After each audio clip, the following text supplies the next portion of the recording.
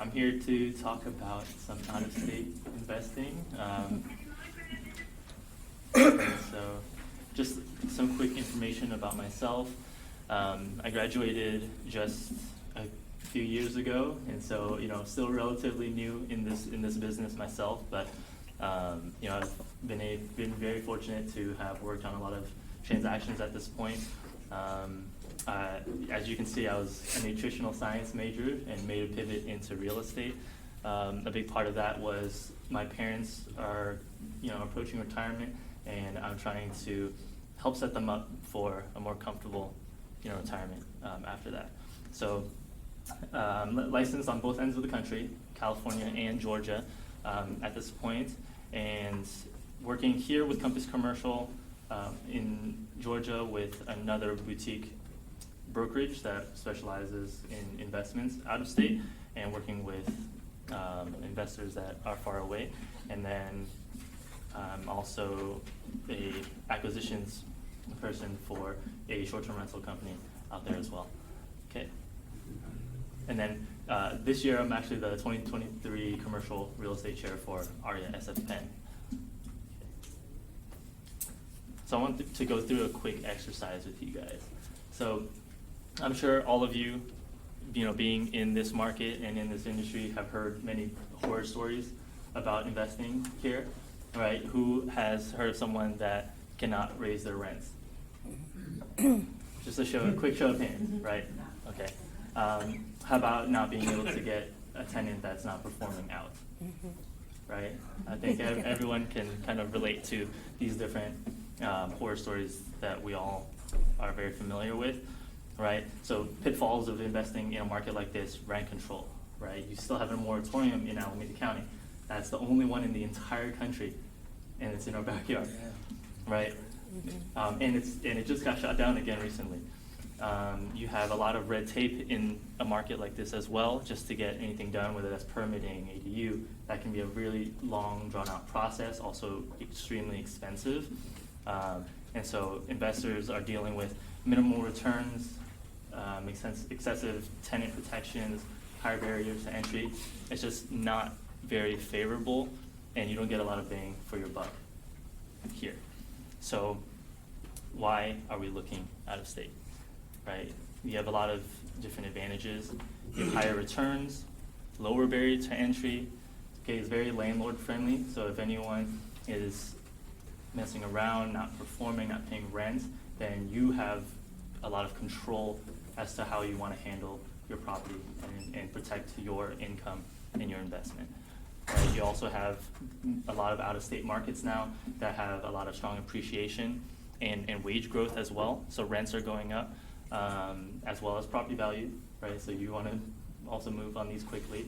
And a lot of industries that were originally focusing on markets like California are looking to, also to move their headquarters and operations into these other kind of secondary and tertiary markets where their rent is cheaper. You still got great talent, and so that's also driving wages up.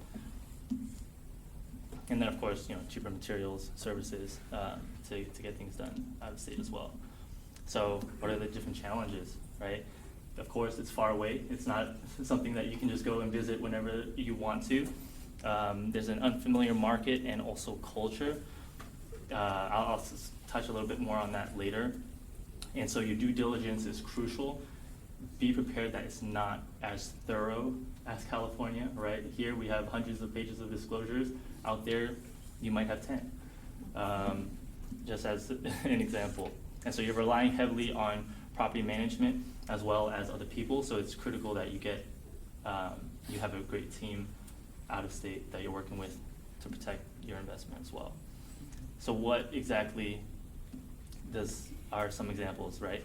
And I'm going to speak primarily to the Atlanta market, since that's where we personally have investments, and that's where I'm, putting a lot of my clients currently. But just know that a lot of what you're going to see is applicable to other markets, especially in the South and in the Sun Belt over there. Very similar numbers, and you're seeing the same things with industry growth, et cetera, in those as well. Okay, so this is just a quick example. I know there's a lot of information here, but this is an investment that we got into last year. We purchased a fourplex, and just so you know, this is a very nice part of Atlanta, and so that's why you're right. You're seeing a fourplex still at $1 million, but this is the shocking part for me, right? When we first looked at this investment, you have long-term rents for a 2-bedroom at $2,300, and this is considered deep south. So you have rents that are on par with your Oakland and Alameda County at this point. Our 1-bedrooms are renting for $2,000.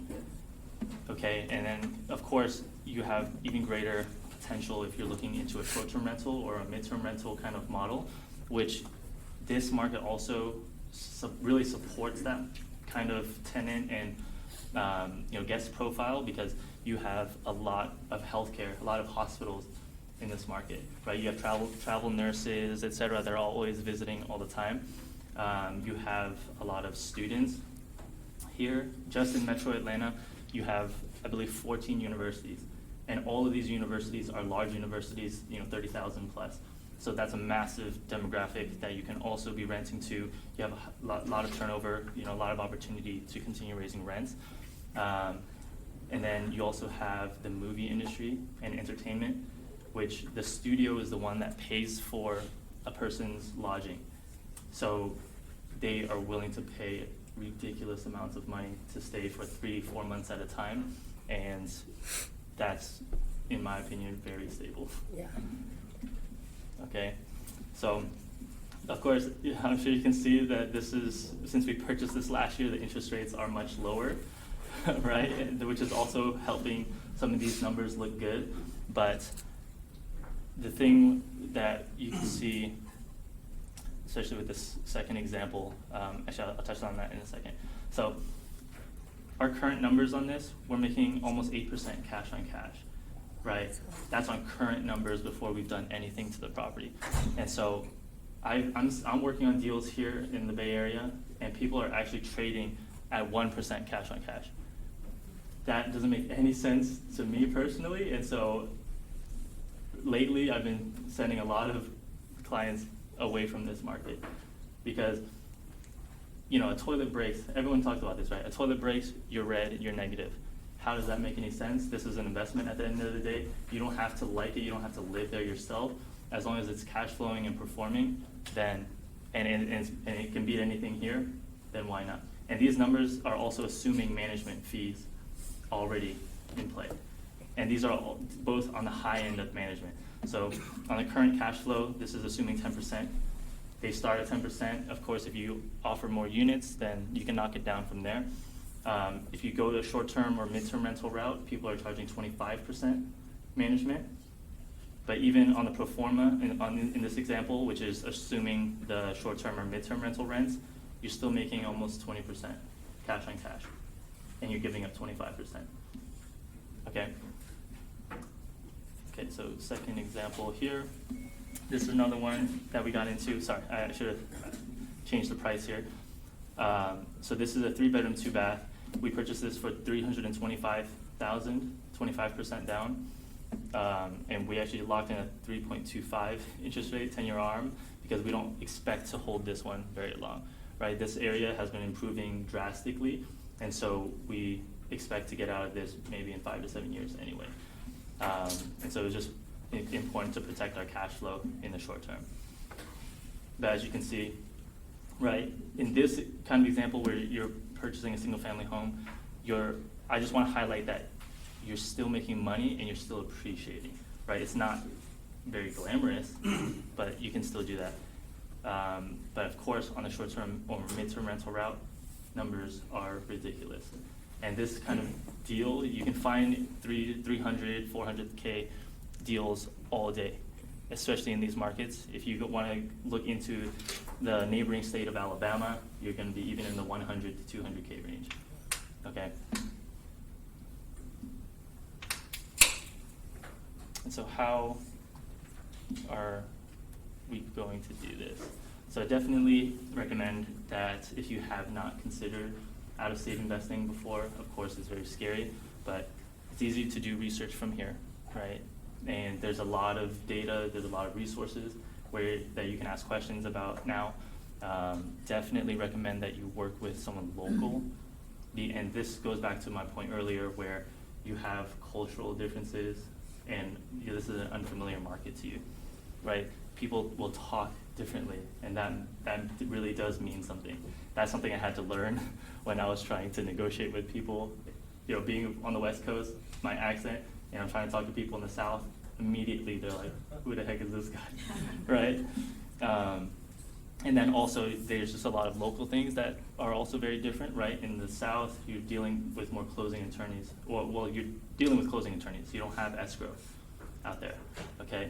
And so next, I would highly recommend you actually go and visit this market and your investment, right?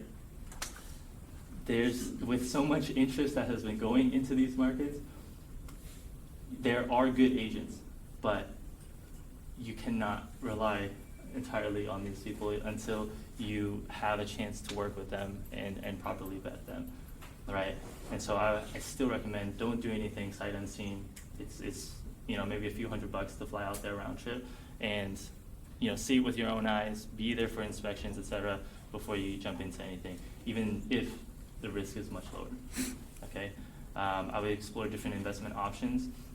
Don't just look at the traditional long-term rental, short-term rental. It's much cheaper even if you want to do like new development out there just very quickly, right? We're working on a deal right now where we're buying a lot for about $100K. Okay, a new build for a 4-bedroom, 2-bath, 2,000 square feet. This is in Atlanta, just less than 10 minutes outside of downtown Atlanta. And it's an up-and-coming neighborhood, but buying the lot for around $100K, okay, the build itself is gonna be $280K.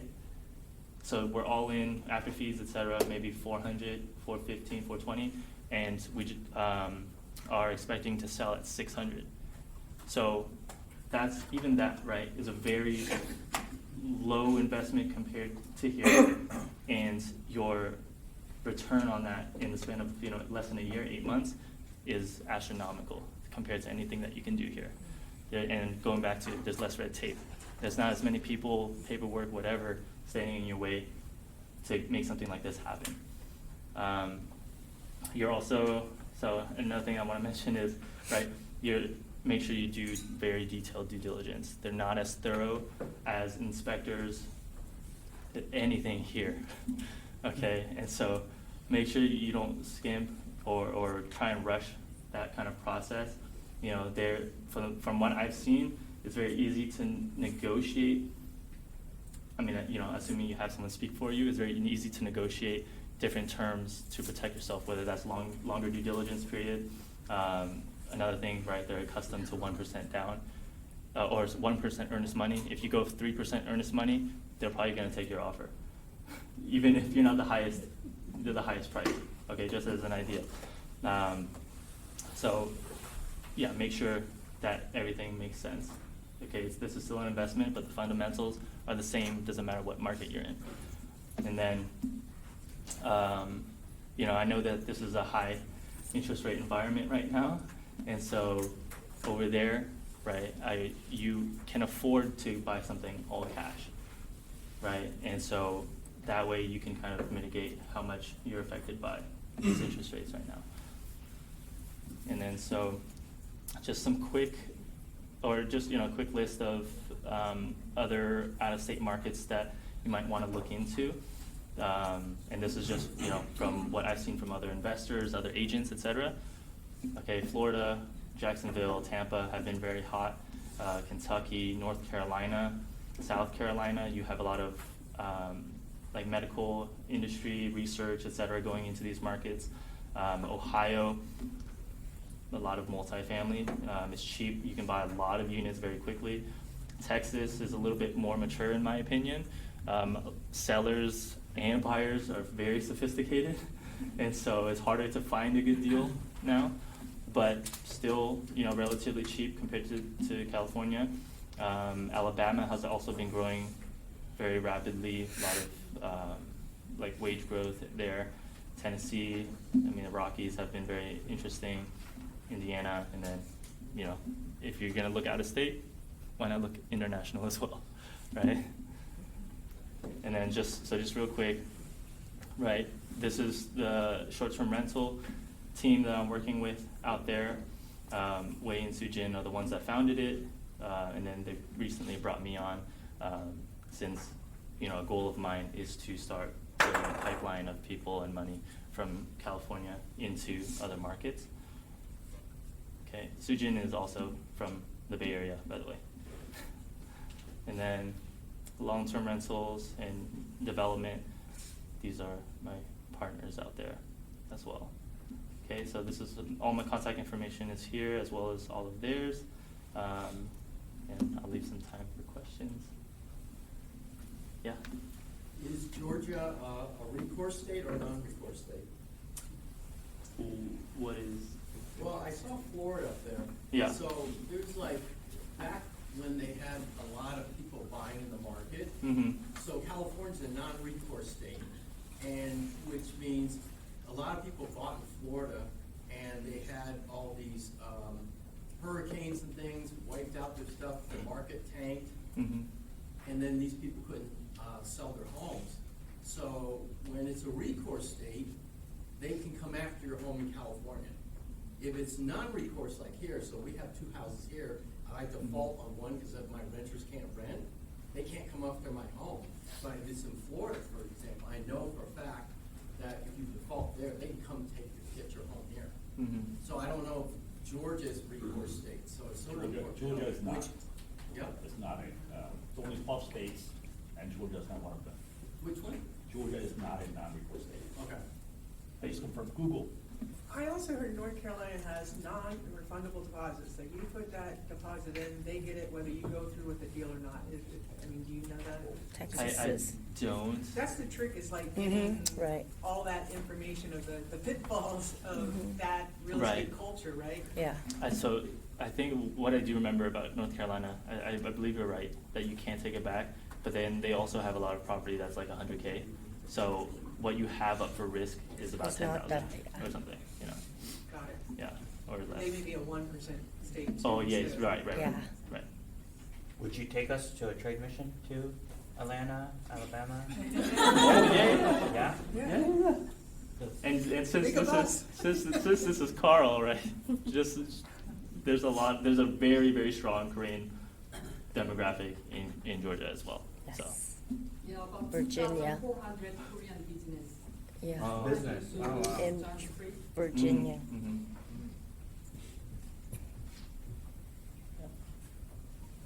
Yeah. I'm gonna need a list of restaurants to eat at because I'm flying there next Thursday. So many good restaurants.